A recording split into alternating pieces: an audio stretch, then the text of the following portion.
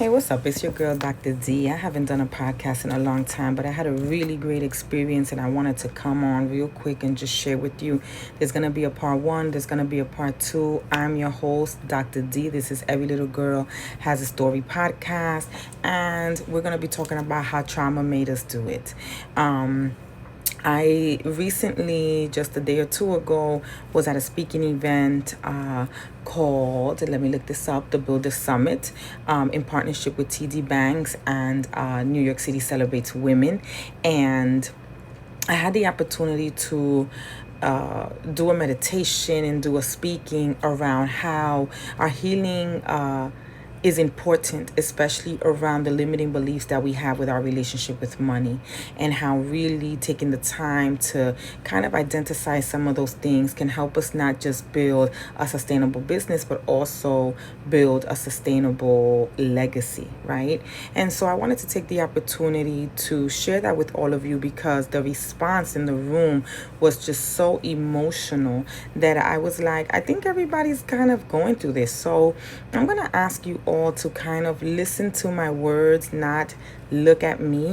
And put down, if you came across this video today, put down whatever is in your hand, get comfy, because I want you to listen to my voice as I lead you into a speech, but also a really meditative state to do some healing, some deep healing that you may not even know that you need around your relationship with money, as this world is, pushing us up against the wall to reckon with so many areas of our life, to reckon with, our identities, to reckon with how we relate to ourselves, how we relate to the world. So many of us are sitting with, who am I? What am I going to do now?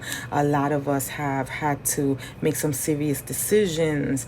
Health issues have come up. We're watching things on the news. We're, in doubt. We're questioning. We're lost. And some of us are also holding, thriving, and joy, and some really good things that are happening to us simultaneously at the same time. So again, welcome. I'm your host. I'm Dr. D. Welcome to Every Little Girl Has a Story. Today we're going to do a podcast on Trauma Made Me Do It. And relax and join me. So today we're going to talk about money. That's why you came across this podcast today. And I want you to think about, when I say the word money, does that make you feel excited? Yeah, money. You know what I'm saying? I need it. I want it. I know how to get it. Or does it make you feel anxious? Does it make you feel stressed? Is there some freedom and liberation in that word that you can find for yourself? Take a moment and listen to your body. Do you feel shame? Does shame come up for you? Or fear around money? Maybe even some anger and some guilt. And for some of us, that word brings us joy and peace. Sit with that. Because whatever that feeling is telling you something, it's communicating something to you. Because money is not just about money. Money has a relationship with our minds, our bodies, our spirits, our culture, our gender, our ethnicity, our stories, our heritage, our lineage, our ancestors, our pain, and our trauma. And I want to tell you a story because when I speak, I don't like to speak from this kind of theoretical space. I like to speak from a place of experience, because you can't take somebody somewhere you haven't been. So I want to tell you a story. For people who know me today, right? They would look at me and say, I know you don't have an issue with money, right? On top of that, I'm a Taurus, right? And we're supposed to be about money and abundance and all of that wonderful stuff. But I remember when I first came into leadership, and I was an executive director at a nonprofit. Obviously, part of that, part of my job was to raise money. And I was not comfortable talking about money at all. And I remember sitting in boardrooms, in finance meetings, in employee meetings, in fundraise meetings, and we had to talk about salaries, and we had to talk about how much we needed to raise and the budget. And I can feel my body tense up the minute that money came up. I would get super anxious. I would get stressed, and all my defenses would go up because I didn't hear we need to make financial decisions, right? I heard my little girl's story. And it sounded something like this. And as you hear my story, see where your story meets mine, right? What relates, what gets triggered. So my little girl's story, when I heard money, was somebody might have to be cut. Somebody might not get a raise. Somebody's going to lose in this conversation, right? Because we don't have enough money for stuff. And somebody's going to get disappointed in me because I might have to make some tough decisions. But more importantly, what I was sitting with is someone is not going to love me anymore. And they will leave me to have to do this all alone. In essence, I was afraid. I was managing my fear. I wasn't managing money. I was managing my fear. Fear that somebody would be disappointed. Fear that somebody would leave. Fear that somebody wouldn't understand. Fear that saying no meant I was not a good person. I was not a good partner. I was not a good coworker. I was not a good leader. Because the thing about money is that money for me wasn't just about money. Money represented who's going to get cut. Who's going to get paid? Can we afford this? Can we afford them? Can we give somebody a raise? Can we not? And I realized something about myself. I was so committed to not being left and to being loved by any means necessary, to proving something to someone. I was so connected to people's humanity that I had a hard time making financial decisions. I worked with young girls, and I needed to pay them without them losing their public assistance, without them losing their food stamps, without them losing their scholarships. Managing money meant that I was also managing people's lives. And I know that if you are an entrepreneur right now, if you are in a leadership position and you are managing money, right? If you have to write that grant, if you have to deliver those deliverables, if you have to be in that budget conversation, if you are programming, if you are doing service, right? Providing a service out there, you are in this conversation, right? Because we're not just managing money, we are managing people's lives. I wasn't just managing money. I was managing the fear, the guilt, and the responsibility that I had attached to money. And that was making my business decisions for me. I thought I was making business decisions, but actually that's not what was making the business decision. What was making the business decision, the leadership decision, was my fear, my guilt, and my sense of responsibility. I could not fire people if you asked me to. I couldn't make hard financial decisions, and I certainly didn't want to be the person saying, no, we don't have that money. Because underneath of all of that was something deeper. I had unconsciously connected being a good leader and a good businesswoman to making sure people had what they needed to live and survive. I had it that as long as I was leading, no one would go without, no matter how much money the organization had or didn't have. Sometimes that meant I took a cut or didn't get paid. In addition to that, I had in the back of my head my mother's words. Yanara, no salgas sin dinero. Right? Don't leave your house without money. Siempre tienes $20 en tu bolsillo para que no tenga que pasar vergüenza. Always have money in your pocket. So you don't have to go through it. Yanara trabaja para que no depende de ningún hombre. So listen, work hard so you don't have to depend on no man. You don't have to depend on nobody. Right? And finally, Yanara trabaja para que nadie te reclame. So work hard so you don't owe nobody nothing. I'm sure, like me, you also have 1,000 things that you are also sitting with, right? That are in your head, that your mama said, your grandmother said, somebody said. So fast forward, a lot of healing later, and I'm talking about 25 years of healing, right? Becoming an entrepreneur, going through, failing, succeeding, I realized that was trauma talking. Trauma made me explain my relationship with money. As I got clear, and I'm talking to you in retrospect, trauma could explain my relationship with money, but it cannot continue to run my life, and it cannot continue to run my business.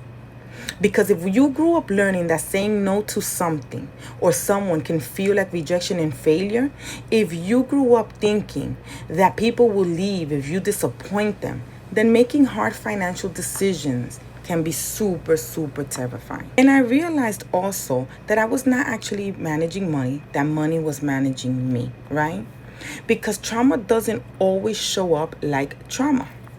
Sometimes it shows up looking like an entrepreneur or a businesswoman or a leader in a nonprofit or a teacher or a social worker or someone working in social services. Trauma creates dreams, right? It creates businesses. It builds and it succeeds, but it is under the disguise, right? So if we don't understand our relationship with money, we can build very successful businesses that are still being run by our trauma. And that's the part that I want us to sit with. So I want you to close your eyes if you can. If you can't, just focus on something in front of you, right? Feel your feet. And I want you to take a deep, deep breath in. And out through your mouth. I don't want you to overthink this. I just want you to notice what happens in your body when I say the word money. Take a deep breath in and out. Do you tighten? Do you get excited? Do you get anxious? Or do you immediately start calculating how much I have, what I gotta do, what's next? Do you hear your mother's voice, your father's voice, your grandmother's voice?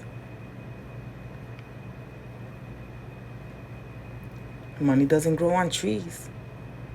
We can't afford that. People like us don't have that kind of money. Don't owe nobody anything. Work hard. Or maybe you heard money changes people.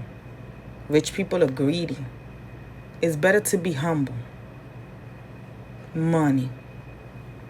Just notice. Notice what comes up. Because here's what I want us to explore today. What if your relationship with money started long before your business did? What if the way you price yourself, your worth, the way you spend, the way you save, the way you receive, the way you ask, the way you negotiate, the way you avoid looking at your bank account, the way you work yourself into the ground is not a business strategy? What if some of it is your story, your trauma, your family, your culture, your relationship with safety, because money is also about security, your relationship with your worth, your worthiness, and your relationship with God? Because healing is not separate from entrepreneurship or leadership. Your business will always mirror your story. The way you overwork, the way you tolerate stuff, the way you struggle to receive support, the way you fear visibility and success, and the way you say yes when you really want to say no. None of that starts in business. It starts somewhere in your story. And sometimes that story starts with a little girl, an inner child. The little girl who learned that money meant safety, or that money meant conflict, or that money disappeared and never lasted, or that money was something you had to fight for, that you had to work yourself to death to deserve it, that you had to have it to prove your worth. And then somewhere in this story, this little girl grows up, this inner child grows up, they become an entrepreneur, they open up an LLC, they get a logo, they build the website, they get that storefront, they run meetings, they get invited to all the places, to all the brand deals, they land clients, and suddenly that little girl is running a business. And nobody told her that she was still in the room. So let's do something. I want you to imagine the younger version of you. The inner child, the little girl, the little boy. Visualize her. See her and ask her, what did you learn about money? What did you learn about money? Don't force an answer. Just listen. Maybe she says money disappears. Money is hard. I have to work for love. I have to prove myself. I can't depend on anybody. I'm on my own. I can't ask for help. I can't have too much. I have to take care of everybody. Ask her, why is she still here listening to this podcast? What is it that she needs to hear?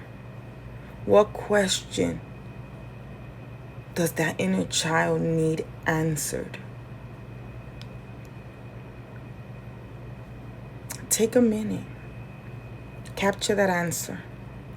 If you can, write it down. Call somebody, share it with somebody today. Because maybe the question for the day is, what do I need to heal so I can hold more money without abandoning myself? Because some of us know how to make money, but we don't know how to hold it. We know how to make a sale, but we don't know how to receive. We know how to give, but we don't know how to keep. We know how to work hard, but we don't know how to rest. We know how to build, but we don't know how to sustain. And that's why I don't just want you to create this abundant mindset today. I want you to develop an abundant capacity. Because you don't just need the capacity to make money. You need the capacity to hold on to what you prayed for. Because many of you are living today, even if it's not where you thought you were going to be, in a dream come true. You need the capacity to believe that you deserve it, that you are worthy, and that no one can take this away. And this is where I'm going to get a little bit spiritual.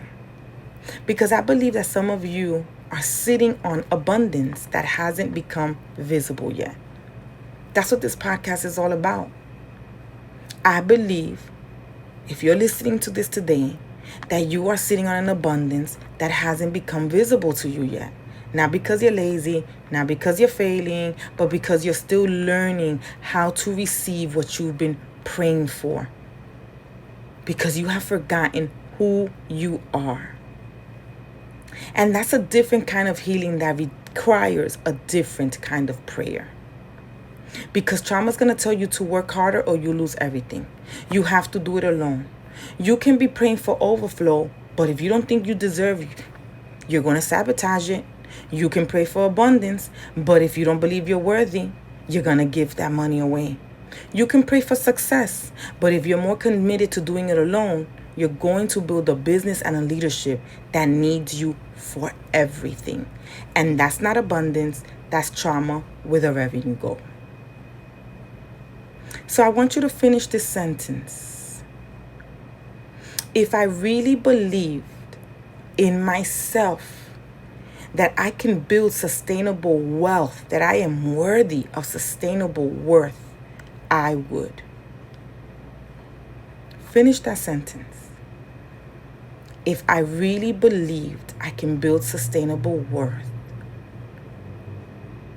if I believed that I was worthy, I would. You would what? What would you do if you really believed that you can build sustainable wealth, that you were worthy and deserving of that? Don't make it cute. Tell the truth. Would you raise your prices? Would you pay yourself? Would you stop giving everything away? Would you hire help? Would you stop working 7 days of the week? Would you retire early? Would you invest? Would you save? Would you finally look at the numbers? Would you allow yourself to want more? Would you stop apologizing for wanting more, for wanting to build more wealth, for being who you are? Would you stop proving yourself? Sit with that for a second. Let's take a deep breath in. What would I stop doing? Because abundance is not simply about having more money. Abundance is having the capacity to hold more. More money, more visibility, more responsibility, more love, more success, more support, more joy. more possibility. Take a moment, because I want us to make a declaration. And I want you to say, today I release the belief that exhaustion is the price of success. Today I release the belief that exhaustion is the price of success. I release the belief that I have to suffer to be worthy. I release survival and scarcity as my identity. I am allowed to receive. I am allowed to ask for help. I am allowed to build wealth without abandoning myself. I am allowed to build a business that does not require my destruction. And finally, what was meant for me will not miss me. Take a deep breath in. What is meant for me will not miss me. So who do I need to become so that I can receive, so that I can hold and sustain the abundance that is mine, that has my name on it, that I've been praying for, and that is on its way? And I'm doing all of this because women of color entrepreneurs are not just building businesses. We are rebuilding lineage. We are becoming women that many of our mothers never had permission to become. And maybe your abundance isn't even about you. Maybe it's for your daughter who's watching you, for your son who's watching, for your community who's watching. Maybe for the little girl who used to be who's watching. They all deserve to see you build something different. Not from fear, not from scarcity, not from proving, but from healing, from purpose, from spirituality, from community, from sustainability, from love. Take a deep breath in and say, I release what no longer belongs to me. I am not behind. I am not broken. I am not bad with money. I release what no longer belongs to me. I am not behind. I am not broken. I am not bad with money. Your business does not need another exhausted version of you. Maybe the key to growing your business isn't working harder. Try this on. Maybe it's finally healing your relationship with the woman who has been carrying it alone all along. So let's take a moment, because we can't do this abundance work and this money conversation without honoring the most important piece. We cannot talk about wealth and entrepreneurship and healing and abundance without honoring the people who came before us. Take a deep breath in and think about the people and the person that you are standing on, their wealth, their abundance, the shoulders that you're standing on. Your grandmother, your great-grandmother, your mother, your aunt, your grandfather who crossed borders. The woman who cleaned someone else's house so her children can have a different life. The man who couldn't finish school but made sure his children could.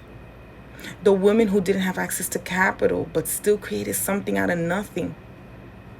The people in your life who survived things they never had language for. The people whose names we know and the ones we do not know. Because we didn't get here alone. There is somebody behind your ability to sit and listen to this podcast today. Somebody sacrificed, somebody prayed, somebody went without, somebody kept going when they were exhausted, somebody made a way. And maybe they never got to see their harvest, and you might be that harvest. But you are standing in something that someone planted. So I want you to silently say to yourself, thank you. To yourself, thank you. Thank you for surviving. Thank you for making a way. Thank you for protecting me. Thank you for the wisdom you passed down. Thank you. I honor you by resting. I honor you by receiving. I honor you by building wealth without destroying myself. I honor you by creating a life where my children, my grandchildren don't have to inherit survival strategies. I honor you by choosing peace where you only knew survival. I honor you by choosing abundance without guilt. And I honor you by understanding that I don't have to suffer the way that maybe you did to prove that you are loved. Because sometimes the greatest way we honor our ancestors is by not repeating their struggle. It's by becoming the evidence that their struggle was not in vain. So to the ancestors who walked before us, those whose names we know and those whose names we lost along the way, we see you, we carry you, we thank you, and we promise we will not only survive, we will build, we will heal, we will receive, we will rest, we will prosper. And we will leave something behind for the people who come after us that is bigger than money. We will leave them with a different relationship with money. We will leave them with healing. Thank you for listening. I am your host, Dr. Dayanara Malte. This is Every Little Girl Has a Story YouTube podcast. Trauma Made Me Do It. Follow me on all my social medias for more conversations of the things that trauma make us do that we don't even know, of healing that inner child story. Thank you for listening to me. I hope you got something. If you did, write it. Comment, share this with other people that you know that may be in a place of reckoning and pivoting in their life right now and struggling with that relationship, not just with money, but the relationship with health, their relationship with love, their relationship with their career, their spirituality, their quality of life, right? This is a time when we all need to see each other. So if no one's told you, I apologize. Please forgive me. It wasn't your fault. You didn't deserve it. I love you. I'm sorry. Continue to follow me for more healing, because every little girl has a story and she deserves healing. Peace out.